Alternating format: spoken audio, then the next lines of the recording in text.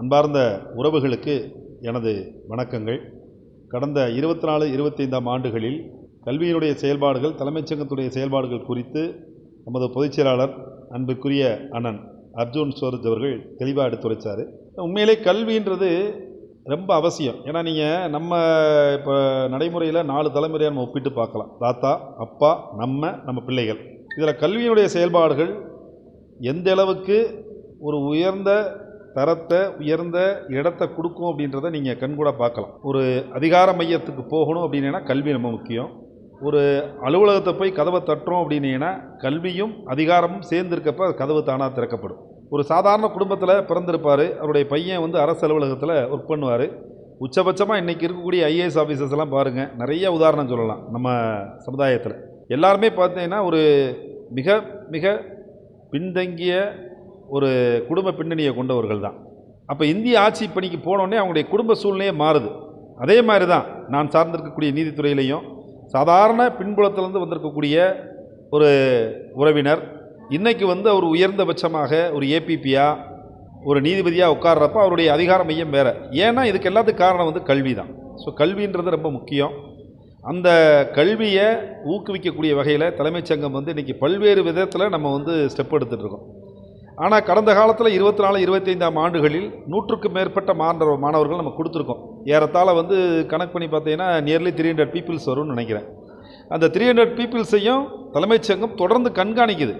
அவங்க அவருடைய கல்வி தரம் என்ன, இப்போ அவங்க என்ன படிச்சுக்கிட்டு இருக்காங்க, டாக்டரா, இன்ஜினியரா, இல்லை வேறு எந்த மாதிரி அவங்க பண்ணிகிட்ருக்காங்க, இடையில அவங்க கேட்குறப்ப அவங்களுக்கு கைட் பண்ணுறது, இது எல்லாமே தலைமைச் சங்கம் செஞ்சுட்டு வருது.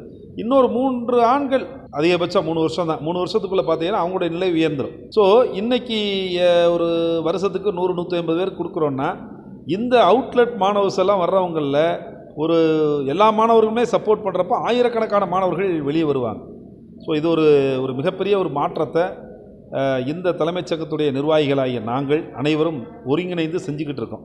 இதில் குறிப்பிட்டு சொல்லப்போனால் இந்த ஆண்டில் சிறப்பாக அரசு பள்ளியில் படித்து நல்ல உயரத்தை எட்டிய, மதிப்பெண்ணால் உயரத்தை எட்டிய, தங்களுடைய நன்னடத்தையால் உயரத்தை எட்டிய மாணவர்களை கண்டுபிடித்து அவர்களுக்கும் இந்த இடத்த அப்ரிஷியேட் பண்ணுறோம்.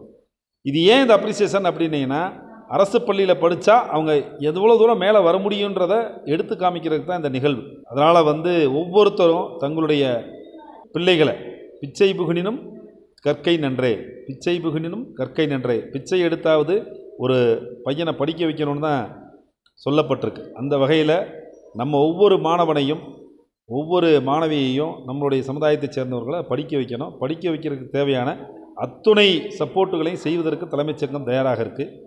அதோடு நிற்காமல் அவங்க அடுத்தடுத்து மேலே வர்றதுக்கு உண்டான வழிகாட்டுதலையும் செய்வதற்கு தயாராக இருக்குது.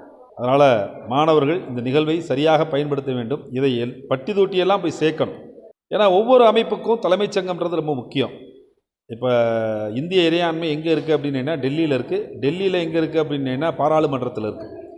அதே மாதிரி ஒவ்வொரு மாநிலத்துக்கும் ஒரு இறையாண்மை இருக்குது. தமிழ்நாட்டை பொறுத்தளவுக்கு இறையாண்மை எங்கே இருக்குன்னா வங்கக்கலடோடும் இருக்கக்கூடிய தலைமைச் சங்கத்தில் இருக்குது. அதே மாதிரி தான் நம்மளுடைய 24 மணி தெலுங்கு செட்டியாருடைய தலைமை சங்கம் தலைமையகம் எங்கே இருக்குது அப்படின்னா 155 ஈவேரா நெடுஞ்சாலையில் சிறப்பாக செயல்பட்டுக்கிட்டு இருக்குது.